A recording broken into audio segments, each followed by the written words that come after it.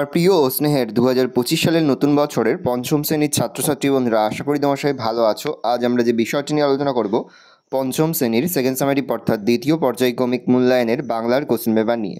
তারপর সরাসরি স্ক্রিনে তোমরা পঞ্চম শ্রেণীর সেকেন্ড সামারি অর্থাৎ দ্বিতীয় পর্যায়ক্রমিক মূল্যায়নের বাংলার কোশ্চেন পেপারটা দেখতে পাচ্ছ। ফুল মার্কস তোমাদের রয়েছে 30 আর সময় তোমাদের রয়েছে 1 ঘন্টা।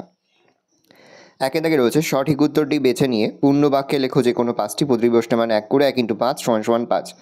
ব্যাঙের সঙ্গে ভগবানের প্রাসাদে গিয়েছিল বাঘ, সিংহ, হাতি, ঘোড়া। বাঘ। লিমেরিক কার লেখা? সত্যজিৎ রায়ের, এডওয়ার্ড লিয়ারের, এডওয়ার্ড লিমেরিকের, জন লিয়ারের, এডওয়ার্ড লিয়ারের। কবি খুশির অগাধ লুটোপুটি খুঁজে পান পথে, মাঠে, ঘাটে, নদীতে। তবে মাঠে। প্রশ্ন, কুমির আর শিয়াল মিলে প্রথম চাষ করেছিল আলু, আখ, ধান, পাট। তবে আলু। গাছের মুকুটের লক্ষ্য মাছ কি দিয়ে তৈরি? সোনা, রূপো, মণি, হিরে। হিরে। ব্যাঙ স্বর্গে যাবার পথে প্রথম সাক্ষাৎ ঘটেছিল যার সঙ্গে? সাপ, মৌমাছি, বাঘ, প্রজাপতি। মৌমাছি। ঝড় কবিতায় ঝড় এসেছিল ভোরবেলা, সকালবেলা, দুপুরবেলা, সন্ধ্যাবেলা। দুপুরবেলা। 2 দাগে রয়েছে পূর্ণ বাক্যে উত্তর দাও যে কোনো 5টি প্রতিপ্রশ্নের মান 1 করে 1 × 5 = 5। কোথায় গেলে কবি তাধীন তাধীন শব্দ শুনতে পান? মাঠে গেলে কবি তাধীন তাধীন শব্দ শুনতে পান। ব্যাঙের সঙ্গে প্রথমে কার দেখা হয়েছিল? ব্যাঙের সঙ্গে প্রথমে মৌমাছির দেখা হয়েছিল। কারা বনের মধু আনতে গিয়েছিল? আরজান, ধনাই, কফিল মধু আনতে গিয়েছিল। ধনাই কিসের মন্ত্র জানে? ধতাই মৌমাছিকে ভুল পথে চালিত করার মন্ত্র জানে। তাহলে ধনাই মৌমাছিকে ভুল পথে চালিত করার মন্ত্র জানে। মায়াতরু কবিতায় উল্লেখিত ভাল্লুকটির জ্বর কখন আসে? বৃষ্টি হলেই ভাল্লুকের কম্প দিয়ে জ্বর আসত। প্রথমবারের আবেদনে ফণিমনসার গাছ জুড়ে কেমন পাতা হয়েছিল? প্রথমবারের আবেদনে ফণিমনসার গাছ জুড়ে সোনার পাতা হয়েছিল। শিব ঠাকুরের সঙ্গে কার বিয়ে হয়েছিল? শিব ঠাকুরের সঙ্গে 3 কন্যার বিয়ে হয়েছিল। শিয়ালকে ঠকাতে আখ চাষের সময় কুমির কি ফন্দি এঁটেছিল? তাহলে শিয়ালকে ঠকাতে আখ চাষের সময় কুমির আঘার দিকের আখ নেওয়ার ফন্দি এঁটেছিল। একদিন সকালবেলা সে যাত্রা শুরু করলো। সে কি? এখানে সে বলতে ব্যাঙের কথা বলা হয়েছে। 3 দাগে রয়েছে নিজের ভাষায় লেখো যে কোনো 4টি প্রতিপ্রশ্নের মান 2 করে 2 × 4 = 8। মধু কাটতে 3 জন লোক চাই। 3 জন লোক কী কী কাজ করে? মধু কাটার ক্ষেত্রে প্রথমে এমন একজনকে চাই যে চট মুড়ি দিয়ে গাছে উঠে চাক কাটবে। দ্বিতীয়ত আর একজনকে চাই যে লম্বা কাঁচা বাঁশের মাথায় মশাল জেলে ধোঁয়া দিয়ে মৌমাছি তাড়াবে। আর তৃতীয় জনকে দরকার পর যাতে কেউ একজন বড় ধামা হাতে চাকের নিচে দাঁড়িয়ে চাকগুলিকে ধামায় ধরতে পারে। তাই মধু কাটতে 3 জন লোক চাই। বাচ্চা গাছটি তো মহাখুশি, আনন্দে ডগমগ। এত আনন্দ কখন হলো বাচ্চা গাছের? বাচ্চা ফণিমনসা গাছটা তার কাটা ভরা পাতা নিয়ে মোটেই খুশি ছিল না। সে বনের পরীর কাছে আবেদন করলো তার পাতাগুলো সব সোনার পাতা করে দিতে হবে। বনের পরী ফণিমনসা গাছের আবেদনে সাড়া দিয়ে তার সব পাতা উজ্জ্বল সোনার পাতায় পরিণত করে দিল। নিজের পাতার সুন্দর চেহারা দেখে ফণিমনসা গাছ আনন্দে ডগমগ হয়ে উঠল। পরের প্রশ্ন, বোকা কুমিরের কথা গল্পে কুমির বারবার ঠকেছিল কেন? এই গল্পে কুমির ছিল বোকা আর শিয়াল ছিল চালাক। আর চাষবাস সম্বন্ধে কুমিরের ধারণাও ঠিকঠাক ছিল না, তাই বরাবরই সে ঠকে গিয়েছিল। মায়াতরু শব্দটির অর্থ কী? কবিতায় গাছকে মায়াতরু বলা হয়েছে কেন? মায়াতরু কথাটির অর্থ হলো মায়াবী গাছ। কবিতায় গাছটিকে মায়াতরু বলা হয়েছে কেননা গাছটি বিভিন্ন সময় বিভিন্ন রূপ ধারণ করত। কখনো সে ভূত, কখনো ভাল্লুক, আবার কখনো বা মাছ হয়ে যেত। তার এই ধরনের অলৌকিক কার্যকলাপের জন্যই তাকে মায়াতরু বলা হয়েছে। কবিতায় শিশুর দল ছুটে চলে যেতে চেয়েছিল কেন? কবিতায় শিশুর দলের ছুটে চলে যাওয়ার কারণ ছিল তাদের খেলার সময় হঠাৎ করে এলোমেলো ঝড় আসে, সমস্ত কিছু কালো পর্দায় ঢেকে যায় এক নিমেষে। প্রশ্ন, গল্পে চাষে কার লাভ আর কার লোকসান হয়েছিল? কুমির আখগুলো ফেলে দিয়ে শেষে কি বলল? গল্পে চাষে শিয়ালে লাভ আর কুমিরের লোকসান হয়েছিল। কুমির আখগুলো ফেলে দিয়ে শেষে শিয়ালকে জানিয়েছিল সে শিয়ালের সঙ্গে আর চাষ করবে না, কেননা শিয়াল তাকে বড় ঠকায়। বৃষ্টি পড়ে টাপুর টুপুর কবিতায় কোন কোন কাল্পনিক চরিত্রের নাম করা হয়েছে? বৃষ্টি পড়ে টাপুর টুপুর কবিতায় সুয়োরানী, দুয়োরানী ও কঙ্কাবতী এই 3টি কাল্পনিক চরিত্রের নাম করা হয়েছে। 4 দাগে রয়েছে নিচের প্রশ্নগুলোর উত্তর দাও যে কোনো 2টি প্রতিপ্রশ্নের মান 2 করে 2 × 3 = 6। ক্লিপলিংয়ের উদাহরণসহ সংজ্ঞা দাও। যেসব শব্দের দ্বারা পুরুষ বা নারী কাউকেই বোঝানো হয় না তাদের ক্লিপলিঙ্গ শব্দ বলে, যেমন টেবিল। বচন বলতে কী বোঝো? বাংলায় বচন কত প্রকার ও কী কী? প্রত্যেক ক্ষেত্রে দুটি করে উদাহরণ দাও। কোনো প্রাণী বা বস্তুর সংখ্যা বা পরিমাণ সম্বন্ধে যে চিহ্ন কোনো ধারণা দেয় তাকে বচন বলে। বাংলায় বচন দুই প্রকার, একবচন ও বহুবচন।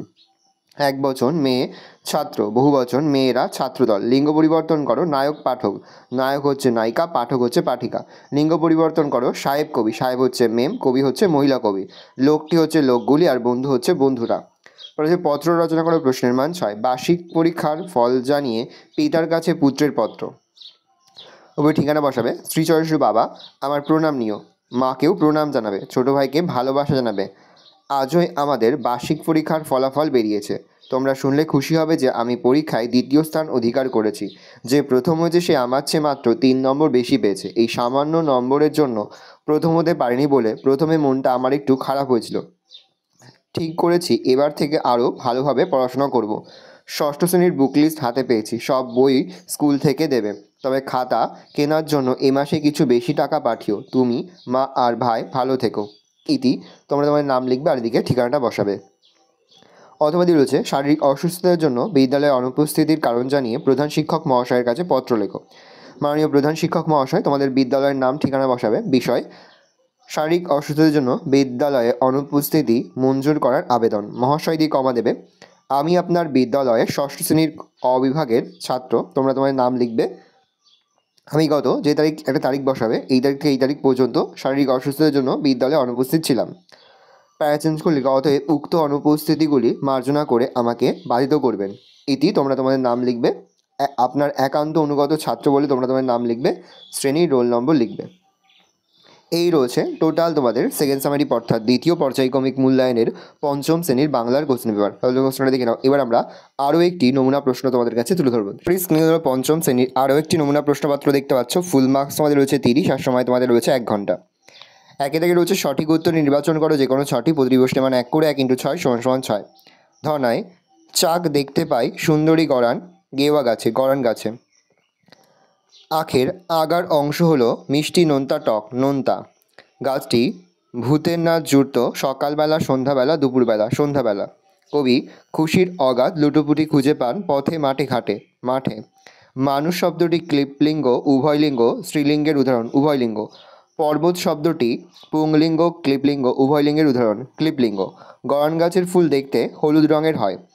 হিমালয় পর্বতমালা রয়েছে পশ্চিমবঙ্গের উত্তর দিকে। ঝড় কবিতায় ঝড় এসেছে, উত্তর হবে দুপুরবেলা। 2 রয়েছে, অতি সংক্ষেপে নিচের প্রশ্নগুলির উত্তর দাও যে কোনো 6টি। প্রতিবষ্টি মান 2 করে 2 × 6 = 12। ছোট্ট ফণিমনসা গাছের মনে শান্তি ছিল না কেন? কবিতায় গাছকে মায়াতরু বলা হয়েছে কেন? শিয়াল আর কুমির মিলে কিসের চাষ করেছিল? ভগবানের প্রাসাদে পৌঁছে ব্যাঙ কি দেখল? পালিয়ে গেল অনেক দূরে, কে পালিয়ে সে কোথায় গেল? ফণিমনসা বনের পরীর কাছে প্রথমে কী চেয়েছিল? লিমেরিক কবিতায় লোকটি মন দিয়ে কোন বিষয়ের বই পড়েন? মধু কাটতে 3 জন লোক চাই, 3 জন লোকের কাজ কি? মধুর চা খুঁজে পাওয়ার পন্থাটি কী? বোকা কুমিরের কথা কে লিখেছেন? এই গল্পে কোন কোন ফসলের চাষ করা হয় বা চাষ করা হয়? 3 দাগে রয়েছে, নিচের প্রশ্নগুলোর উত্তর দাও। প্রথম, বচন কাকে বলে? বচন কত প্রকার ও কী কী? একটি করে উদাহরণ দাও। 1 + 1 + 1।